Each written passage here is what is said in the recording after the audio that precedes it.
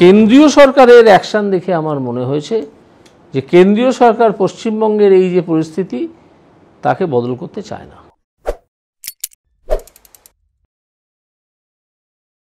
নমস্কার বন্ধুরা, আপনারা দেখছেন পারফেক্ট পলিটিক্স, সাদা বাংলার রাজনীতির কথা। বন্ধুরা, এই মুহূর্তে অভিজিৎ গাঙ্গুলির মন্তব্যের জেরে রাজ্য রাজনীতি উথাল পাথাল। রাজ্য রাজনীতি বললে ভুল হবে, বিজেপির মধ্যে উথাল পাথাল পরিস্থিতি।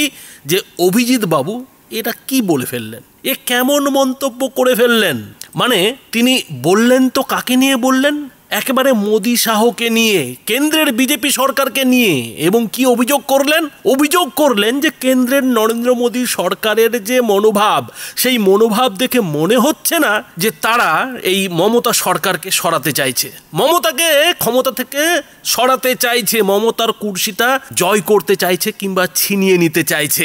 আর এর ব্যাখ্যা দিতে গিয়ে, এই যে মন্তব্য, এই মন্তব্যের ব্যাখ্যা দিতে গিয়ে অভিজিৎ বাবু যে কথাগুলো বলেছেন সেগুলো যে একেবারেই ফেলনা নয়, সেটা তো বাংলার মানুষও বুঝতে পারছেন। ফলে বিজেপিরই মধ্যে বহু লোক কিন্তু অভিজিৎ গাঙ্গুলির এই যে মতামত, এই মতামতকে সমর্থন করছেন। এখন প্রশ্ন যেটা উঠছে যে অভিজিৎ বাবু আচমকাই এই কথাটা বলতে গেলেন কেন?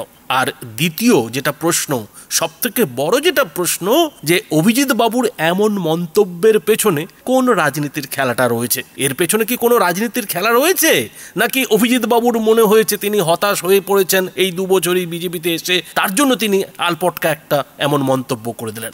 তো বন্ধুরা, প্রথমেই যেটা বলা ভালো, অভিজিৎ বাবু এটা কোনো আলপটকা মন্তব্য করেননি। তিনি না ভেবেচিন্তে কিন্তু এমন কথা বলেননি। খেয়াল রাখতে হবে, তিনি এর আগে কলকাতা হাইকোর্টের বিচারপতি ছিলেন। ফলে আজকে তিনি রাজনৈতিক নেতা হয়ে গেছেন, সাংসদ হয়ে গেছেন বলেই তার মুখ দিয়ে বড় বড় কথা বেরিয়ে যাচ্ছে। তিনি সরাসরি একেবারে মোদি, অমিত শাহদের আক্রমণ করে বসছেন, এমনটা কিন্তু ভাবার কোনো কারণ নেই। কেননা অভিজিৎ বাবুও ভালো মতো জানেন যে তিনি কি বলতে পারেন, মানে তার কি বলা উচিত আর কোনটা বলা উচিত নয়। ফলে অভিজিৎ বাবু এই যে এদিনের মন্তব্য যে নরেন্দ্র মোদী সরকার মমতা বন্দ্যোপাধ্যায়কে ক্ষমতাচ্যুত করার খুব একটা ইচ্ছে দেখাচ্ছে না, এ নিয়ে তার মনের মধ্যে সন্দেহ রয়েছে, এটা কিন্তু অনেক ভেবে চিনতে অভিজিৎ বাবু বলেছেন এবং ডেকে বলেছেন। খেয়াল রাখতে হবে যে এই এবিপি আনন্দকে দেওয়া ইন্টারভিউর আগে অভিজিৎ বাবু কিন্তু একটি ইউটিউব চ্যানেলেই এই কথাগুলো বলেছেন। তার মানে যেটা দাঁড়ায় যে অভিজিৎ বাবু বলতে গেলে ডেকে ডেকেই এই মন্তব্যটা করছেন। আর এখানেই যেটা প্রশ্ন উঠছে যে অভিজিৎ বাবু আচমকাই এই কথাগুলো বলতে গেলেন কেন? বন্ধুরা, এ বিষয়ে কোনো সন্দেহ নেই যে 2026-এর যে বিধানসভা ভোট, সেই বিধানসভা ভোটটা বিজেপির জন্য, মানে রাজ্য বিজেপির জন্য, বিশেষ করে শুভেন্দু অধিকারীর জন্য কিন্তু অতি গুরুত্বপূর্ণ ভোট। কেননা এই 2026-এর বিধানসভা ভোটে যদি বিজেপি, মানে শুভেন্দু সুকান্তরা মমতা বন্দ্যোপাধ্যায়কে ক্ষমতাচ্যুত করতে না পারে, তৃণমূলকে যদি না হারাতে পারে, তাহলে কিন্তু বিজেপির কপালে দুঃখ রয়েছে, বিজেপির কর্মী সমর্থকদের কপালে দুঃখ রয়েছে। কেননা এরপরে যা শুরু হবে, এরপরে তৃণমূল যে প্যাদানিটা বিজেপির কর্মী সমর্থকদের দেবে, সেটা কিন্তু বিজেপির কর্মী সমর্থকরাই ভালো মতো বুঝবে। আর সেই প্যাদানি খাওয়ার পর কতজন বিজেপি করবে, কতজন বিজেপিতে থাকবে আর কতজন তৃণমূলে চলে যাবে, সেটা নিয়েও কিন্তু প্রশ্ন রয়েছে। আর তার থেকেও যেটা বড় চিন্তার বিষয় হলো শুভেন্দু অধিকারীর জন্য, সেটা হচ্ছে 2026-এ যদি বিজেপি এই রাজ্যে ভালো ফল করতে না পারে, মানে জিততে যদি না পারে, তাহলে কিন্তু শুভেন্দু অধিকারীরও ডানা ছাটা যাবে। শুভেন্দু অধিকারীও কিন্তু আর আগ বাড়িয়ে খেলতে পারবেন না, তারও নম্বর কিন্তু ওই 2, 3, 4 নম্বরে চলে যাবে, যেমনটা কিনা আজকে দিলীপ ঘোষ কিংবা অন্যদের হয়ে গেছে। ফলে শুভেন্দু অধিকারীর জন্য এটা বড় চ্যালেঞ্জ, বিজেপির জন্য কিন্তু এটা বড় চ্যালেঞ্জ। আর সেই সঙ্গে আরও একজনের জন্যও কিন্তু এটা বড় চ্যালেঞ্জ, সেটা হচ্ছে এই প্রাক্তন বিচারপতি অভিজিৎ গাঙ্গুলি। কেননা তিনিও কিন্তু তার বিচারপতির পদ থেকে রিটায়ারমেন্ট নেওয়ার আগে এই কারণে ইস্তফা দিয়ে বিজেপিতে যোগ দিয়েছেন, যাতে তিনি এই মমতা বন্দ্যোপাধ্যায়ের সরকারকে ক্ষমতাচ্যুত দেখতে পারেন। মানে মমতা বন্দ্যোপাধ্যায়কে ক্ষমতাচ্যুত দেখার স্বপ্ন আসলে এই যে দুর্নীতির এত মামলা, সেই মামলাগুলোর নিষ্পত্তি এই অভিজিৎ গাঙ্গুলি কিন্তু দেখতে চাইছেন। আর সেটা তখনই সম্ভব যদি ইডি সিবিআই ঠিকঠাক মতো কাজ করে, ইডি সিবিআই যদি তার তদন্তগুলো সঠিক সময়ে শেষ করে। কিন্তু বাস্তবে কি দেখা যাচ্ছে? বাস্তবে যেটা দেখা যাচ্ছে যে ইডি সিবিআই যে গতিতে তদন্ত করছে, যেমন হেলে দুলে তদন্ত করছে, তাতে এই ইডি সিবিআইয়ের তদন্ত বিভিন্ন দুর্নীতিতে, এই শিক্ষা দুর্নীতি থেকে শুরু করে কয়লা বালি পাথর পৌর দুর্নীতির তো আর শেষ নেই। এত দুর্নীতির তদন্ত ইডি সিবিআই কবে শেষ করবে সে নিয়ে কিন্তু একটা প্রশ্নচিহ্ন রয়েছে, যে প্রশ্নচিহ্নটা অভিজিৎ গাঙ্গুলি কিন্তু ঘুরিয়ে তুলেছেন, ঘুরিয়ে দিয়ে কিন্তু প্রশ্নটা করেছেন যে আদৌ কেন্দ্রের নরেন্দ্র মোদী সরকার মমতা বন্দ্যোপাধ্যায়ের সরকারের বিরুদ্ধে দুর্নীতির যেসব মামলা রয়েছে সেই সব মামলা নিয়ে সিরিয়াস, তো সেই সিরিয়াসনেস কি আদৌ দেখা যাচ্ছে? ইডি সিবিআইকে কি সেই ধরনের কোনো পদক্ষেপ করতে দেখা যাচ্ছে? কেননা ইডি সিবিআইয়ের হাতে যে ধরনের মামলা রয়েছে এবং বিচারপতি হিসেবে অভিজিৎ গাঙ্গুলি সেই মামলাগুলি পড়ে দেখে বুঝে আইনজীবীদের তর্ক বিতর্ক শুনে যেটা বুঝতে পেরেছেন, তাতে কিন্তু অভিজিৎ গাঙ্গুলি ভালো মতোই জানেন যে ঠিক কি ঘটনা ঘটেছে।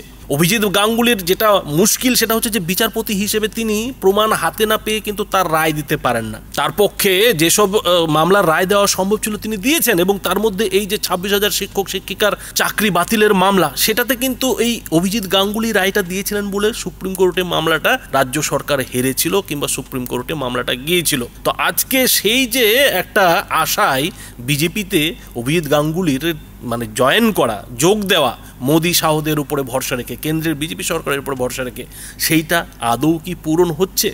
হচ্ছে না। ফলে অভিজিৎ গাঙ্গুলি এই 2 বছরে রাজনৈতিক নেতা হিসেবে যে জিনিসটা চোখের সামনে দেখতে পাচ্ছেন, দিল্লিতে গিয়ে বিজেপি সাংসদ হিসেবে সেখানকার নেতাদের সঙ্গে উঠো বসা করে রাজনীতির যতটুকু তিনি ভেতরের খবর জানতে পারছেন, তাতে তিনি একটা জিনিস স্পষ্ট বুঝতে পারছেন যে কোথাও এই যে দুর্নীতির বিরুদ্ধে মানে ইডি সিবিআইয়ের পদক্ষেপ, সেই পদক্ষেপ কিন্তু সন্তুষ্ট করার মতো নয়। ফলে তার ক্ষোভটা তিনি উগরে দিয়েছেন, এসব কথা তিনি মিডিয়ার সামনে বলতে বাধ্য হয়েছেন। তবে বন্ধুরা, রাজনৈতিক বিশ্লেষকরা আরও একটা কথা বলছেন, আর সেই কথাটা কি? সেই কথাটা হচ্ছে যে এর মধ্যে একটা খেলা থাকলেও থাকতে পারে। এই যে অভিজিৎ গাঙ্গুলি একেবারে ভোটের ঠিক 3 মাস আগে 4 মাস আগে এই ধরনের একটা ক্ষোভ প্রকাশ করছেন, এই ধরনের একটা হতাশা প্রকাশ করছেন মোদী শাহদের বিরুদ্ধে, তাতে কিন্তু একটা গোপন খেলা থাকতে পারে, আর সেই খেলাটা হচ্ছে শুভেন্দু অধিকারীর খেলা। কি শুভেন্দু অধিকারীর খেলা? বন্ধুরা, আপনারা জানেন যে এই অভিজিৎ গাঙ্গুলি কিন্তু শুভেন্দু অধিকারীর পরামর্শেই বিজেপিতে এসেছিলেন, এবং শুভেন্দু অধিকারীর সাহায্য নিয়েই তিনি বিজেপির সাংসদ হয়েছেন। শুভেন্দু অধিকারী কিন্তু তাকে জিতিয়ে পার্লামেন্টে পাঠিয়েছে। এই অবস্থায় দাঁড়িয়ে আজকে অভিজিৎ গাঙ্গুলি যে ক্ষোভটা প্রকাশ করছেন, এই ক্ষোভটা তো শুভেন্দু অধিকারীরও ক্ষোভ। শুভেন্দু অধিকারীও তো মমতা বন্দ্যোপাধ্যায়ের বিরুদ্ধে লড়াই করার জন্যই তৃণমূল ছেড়ে বিজেপিতে যোগটা দিয়েছিলেন, এবং তিনি আপ্রাণ চেষ্টা করছেন যাতে মমতা বন্দ্যোপাধ্যায়কে মুখ্যমন্ত্রীর চেয়ার থেকে টেনে নামানো যায়। আর সেই লড়াই লড়তে গিয়ে শুভেন্দু অধিকারী তার পরিবারের প্রায় সব কিছুই বাজি রেখে ফেলেছেন। তো এই যে তার পুরো রাজনৈতিক জীবনকে একেবারে চ্যালেঞ্জের মুখে ফেলে মমতা বন্দ্যোপাধ্যায়ের বিরুদ্ধে লড়তে বিজেপিতে যোগ দেওয়া, বিজেপিতে যোগ দিয়ে একেবারে লড়াইয়ে নেমে পড়া, সেই লড়াইয়ে নেমে পড়ার পর কি দেখা যাচ্ছে? যেটা দেখা যাচ্ছে যে শুভেন্দু অধিকারী যে ইস্যুগুলোকে হাতিয়ার করে মমতা বন্দ্যোপাধ্যায়ের সরকারকে ঘিরতে চাইছেন কিংবা মমতা বন্দ্যোপাধ্যায় অভিষেক বন্দ্যোপাধ্যায়কে ঘিরতে চাইছেন, সেই ইস্যুগুলো, সেই হাতিয়ারগুলোই কোথায় যেন সময়ের সঙ্গে সঙ্গে ভোতা হয়ে যাচ্ছে। খেয়াল করে দেখুন যে শিক্ষা দুর্নীতি থেকে শুরু করে পুরো দুর্নীতি, কয়লা দুর্নীতি, বালি দুর্নীতি, সমস্ত কিছুতেই কোথাও যেন সিবিআই এবং ইডি ঝিমিয়ে পড়ছে, এবং বারবার এই যে সিবিআই ইডির ঝিমিয়ে পড়া, ওই ভোট এলে একটু আধটু জেগে ওঠা, এতে শুভেন্দু অধিকারী কিন্তু মোটেও মমতা বন্দ্যোপাধ্যায় কিংবা অভিষেক বন্দ্যোপাধ্যায়দের ঘিরে ধরতে পারছেন না। খেয়াল করে দেখুন যে 2024-এর লোকসভা ভোটের আগে শুভেন্দু অধিকারী একটা স্লোগান দিয়েছিলেন, আর সেই স্লোগানটা হচ্ছে যে পিসি চোর, ভাইপো চোর, তৃণমূলের সবাই চোর।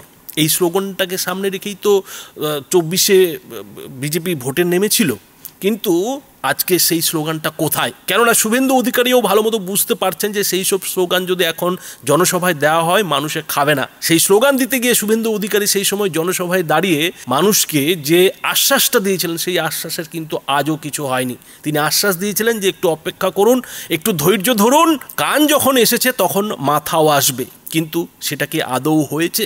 বড় বড় দুর্নীতি মামলায় ইডি সিবিআই এখনো মাথাদের ডেকে পর্যন্ত পাঠাতে পারেনি, জিজ্ঞাসাবাদের জন্য নোটিশ পর্যন্ত জারি করতে পারেনি। ফলে এই জায়গায় দাঁড়িয়ে শুভেন্দু অধিকারী মানুষকে জবাব দেবেনটা কি, বলবেনটা কি? শুভেন্দু অধিকারী তাও মুখ রক্ষার জন্য এটা বলেছিলেন যে বিজেপি ক্ষমতায় এলেই কিন্তু ভাইপোকে জেলে ঢোকানো হবে, কিন্তু সেই ভাইপো আজকে কি বলছে? সেই ভাইপো কিন্তু আজকে বুক ঠুকে এটা বলছে যে কই, ইডি সিবিআই তো আমার কিছুই করতে পারল পারলো না, ইডি সিবিআই আমরা কি ছিঁড়ে নিল, এমনটাই তো ভাইপোকে এখন বলতে শোনা যাচ্ছে, বলতে দেখা যাচ্ছে। ফলে শুভেন্দু অধিকারীর কিন্তু কোথাও একটা মুখ পুড়েছে, আর মুখটা পুড়েছে এই ইডি সিবিআইয়ের যে তদন্তের গতি, সেই তদন্তের গতির কারণে। এখন এটা হতে পারে যে ইডি সিবিআইয়ের কাছে অত বেশি আধিকারিক নেই, এত লোক লস্কর নেই যে শুধুমাত্র পশ্চিমবঙ্গের যেসব দুর্নীতি মামলা, সেই সব দুর্নীতি মামলার তদন্ত করতেই সারা সময়টা কাটাবে। তাকে তো দেশের আরও যেসব দুর্নীতি রয়েছে সেসবের মামলার তদন্ত করতে হবে। ফলে পশ্চিমবঙ্গের দুর্নীতি মামলাগুলোর জন্য হয়তো অতটা সময় দিতে পারছে না, এটাও হতে পারে। কিন্তু কারণ যাই হোক না কেন, দিনের শেষে মমতা বন্দ্যোপাধ্যায়ের বিরুদ্ধে এই রাজ্যের বিজেপিকে লড়তে হলে যেসব হাতিয়ার দরকার, শুভেন্দু অধিকারীদের যেসব হাতিয়ার দরকার, সেই সব হাতিয়ার যে মানে ধার দেওয়ার বদলে ইডি সিবিআই ভোতা করে দিচ্ছে, সেটা তো কোথাও বোঝা যাচ্ছে, সেটা তো স্পষ্ট হয়ে যাচ্ছে। ফলে আজকে শুভেন্দু অধিকারীর মতো নেতাকে শুধুমাত্র হিন্দুত্ববাদী নেতা হিসেবেই জনগণের সামনে যেতে হচ্ছে, শুধুমাত্র ওই সনাতনীর কথা বলে কিন্তু ভোট চাইতে হচ্ছে। আর দুর্নীতির কথা এখন তার মুখ দিয়ে খুব একটা বেরোতে পারছে না, তিনি বলতে পারছেন না, কেননা মানুষের মনের মধ্যে তো প্রশ্ন আসবে যে এতদিন ধরে ইডি সিবিআই তদন্ত করছে, হচ্ছেটা কি এখন পর্যন্ত তারা করতে পেরেছে, আসল মাথাকে কি এখনো পর্যন্ত ডাকতে পেরেছে? তো সেই সব প্রশ্নের জবাব কিন্তু শুভেন্দু অধিকারী দিতে পারবেন না। আর এখানেই কিন্তু শুভেন্দু অধিকারীর যে একটা ক্ষোভ, সেই ক্ষোভটা অভিজিৎ গাঙ্গুলির মুখ দিয়ে বেরিয়েছে বলে অনেকেই কিন্তু মনে করছেন। এখন এখানে অনেকেই বলতে পারেন যে শুভেন্দু অধিকারীর মনে এত ক্ষোভ, তিনি তো গিয়ে মোদি শাহকে বলতেই পারেন, অমিত শাহর সঙ্গে তার এত ভালো সম্পর্ক। বন্ধুরা, সত্যি কথা বলতে আপনারাও ভালো মতোই বোঝেন যে সব কথা সবাই বলতে পারে না। আর শুভেন্দু অধিকারীর সঙ্গে মোদি শাহর যা সম্পর্ক, সেই সম্পর্কটা নিশ্চয়ই শুভেন্দু অধিকারী খারাপ করতে চাইবেন না। শুভেন্দু অধিকারী এর আগে বারবার দিল্লি ছুটে গেছেন, তিনি তার কথা, তিনি তার ক্ষোভ অবশ্যই যতটা সম্ভব, যেভাবে বলা সম্ভব তিনি বলেছেন, কিন্তু তারপরেও কাজের কাজ কিন্তু দেখা যাচ্ছে না। বরং মাথার ওপরে শিরে সংক্রান্তি হিসেবে কিন্তু 2026-এর বিধানসভা ভোট চলে এসছে, আর সেই 2026-এর বিধানসভা ভোট মাথার উপর চলে এসছে, তারপরেও কিন্তু ইডি সিবিআইকে তেমন কিছু করতে দেখা যাচ্ছে না। আর এ নিয়ে যদি বারবার শুভেন্দু অধিকারী মোদি শাহকে খচাতে থাকেন, তাহলে এমনটাও তো হতে পারে যে ভবিষ্যতে শুভেন্দু অধিকারীর নাম অনেকটা পেছনে চলে যাবে। মানে মুখ্যমন্ত্রীর দৌড়ে তো এখন শুভেন্দু অধিকারী 1 নম্বরে রয়েছে, রাজ্য বিজেপিতে এখন শুভেন্দু অধিকারী ছড়ি ঘোরাচ্ছেন।